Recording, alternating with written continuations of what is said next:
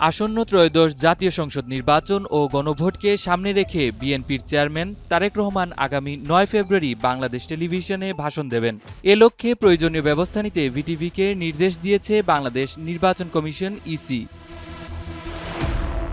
মঙ্গলবার ৩ ফেব্রুয়ারি ইসির জনসংযোগ পরিচালক মোহাম্মদ রুহুল আমিন মল্লিক স্বাক্ষরিত এক চিঠিতে এ তথ্য জানানো হয়।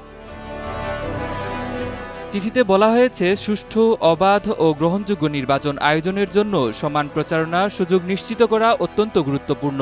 রাষ্ট্রীয় সম্প্রচার মাধ্যম বাংলাদেশ টেলিভিশনে সকল রাজনৈতিক দলের জন্য সমান সুযোগ থাকলে তা নির্বাচনী পরিবেশ তৈরিতে সহায়ক হবে।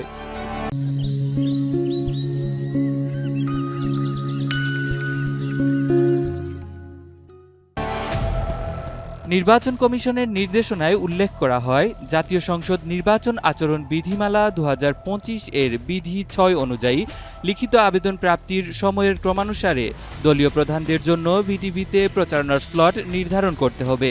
একই সঙ্গে স্লটের মেয়াদ, রেকর্ডিংয়ের তারিখ ও সময় সংশ্লিষ্ট দলের সঙ্গে আলোচনা করে চূড়ান্ত করবে ভিটিভি।